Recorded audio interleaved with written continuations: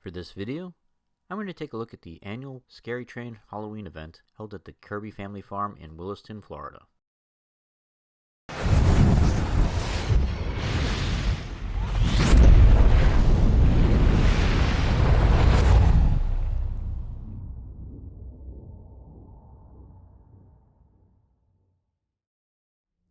So right now I'm in a very remote section of Florida called Williston. This area of Florida is about 45 minutes north of Ocala, and I'm actually paying a visit to a non-profit organization. So we're off to an unusual start for one of my videos. Last week I reviewed Halloween Horror Nights at Universal Studios, and now I'm reviewing another Halloween event. This is the ScaryTrain event. When I bought the ticket for this event, I really wasn't expecting a lot, but I gotta say that ScaryTrain really exceeded my expectations by a lot. You know, when I bought the ticket, it said, well, this is a $20 donation to this event, and all the proceeds are going to charity. And I thought that was cool. So, you know, and I've been to a lot of charities where, you know, it's a thought that counts. You're not really going to expect to see much. But I really was shocked that the Kirby Family Farm pulled out so many stops on their haunted houses, because some of these haunted houses are really elaborate and really well executed. So I'm going to get into that in a little bit. But just for starters, I mean, this event cost $20 to get into, and last week I went to Halloween Horror Nights where they charged me about $120 for the night. 6 times less expensive than Halloween Horror Nights. Now, I realize Halloween Horror Nights is the gold standard of Halloween events and just really well executed, you know, better themed and everything, but despite the limited budget, Kirby Family Farms had 2 haunted houses here that were larger and more elaborate than anything that I saw at Universal Studios. You know, I have links to the POV videos of me walking through the different haunted houses here posted below, and you know, you'll notice that 2 of the haunted houses take a full 10 minutes to complete. Nothing at Universal Studios Halloween Horror Nights was anywhere near as long. The average haunted house there is only about maybe 3 to 4 minutes long. So this particular event, the ScaryTrain, is named after the vintage steam train that they operate around the Kirby farm. Honestly, out of all the events here, I felt like the ScaryTrain was kind of like the one part of the experience that was underwhelming. It's basically just a train ride at night. There's really not a lot to it. I was definitely expecting more from the ScaryTrain. You know, when they do the 6 Gun Territory reunions, they actually have a robbery on the train, and there's like a gunfight and everything. For the ScaryTrain event, there's really nothing special going on. It's just mostly a train ride through the dark. They play some scary narration and music, and there's one part where there is one person wearing a costume. They hype up Florida's Bigfoot, and then at the end of the train ride, there's a cottage with a guy dancing to the Footloose soundtrack, and it's just a guy wearing a big costume of a foot. It's basically like the thing that grows on the bottom of your leg. So it's humor. It's not an actual like Sasquatch costume of like a real mystical Bigfoot. It's like a foot. In my opinion, the highlight of this event is definitely the haunted houses. They had 2 really, really good ones this year. The Clown Woods and the Trailer Park were definitely the best haunted houses in my opinion. I was really shocked by how long those haunted houses were. As you can see from the videos I posted, both of those houses took me around 10 minutes to complete. And those 2 also had obstacles that you had to kind of climb through.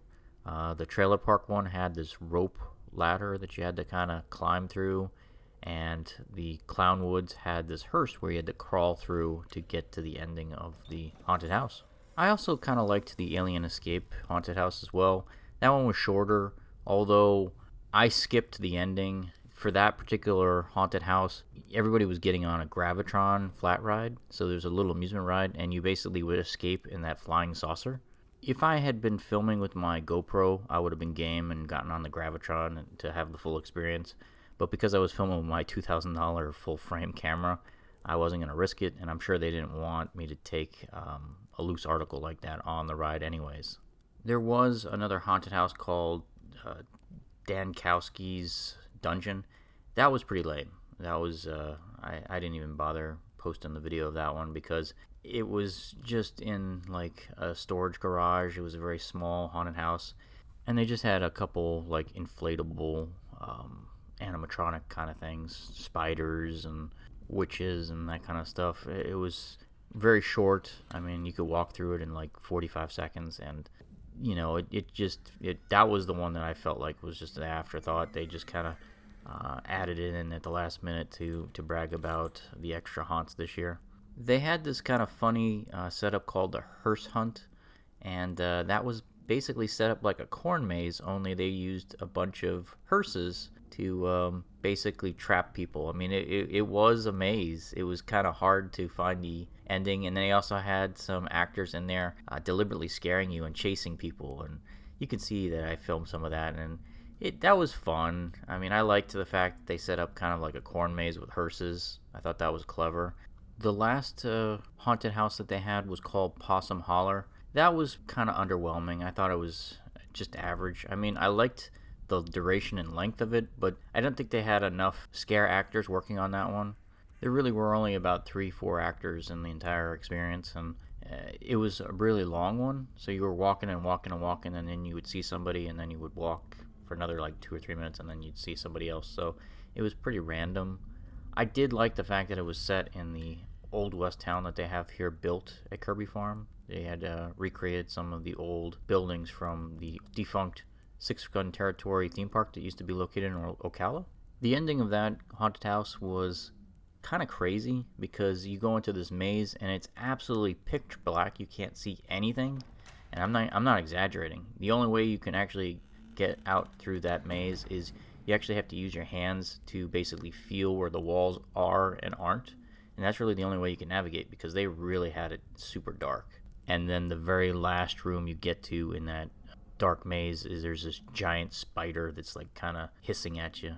Now the ScaryTrain event starts at 7 o'clock and runs through 10 p.m. So it's only a 3-hour window. And when I looked at the schedule, I was like, man, I'm not going to be able to see all the attractions in one night.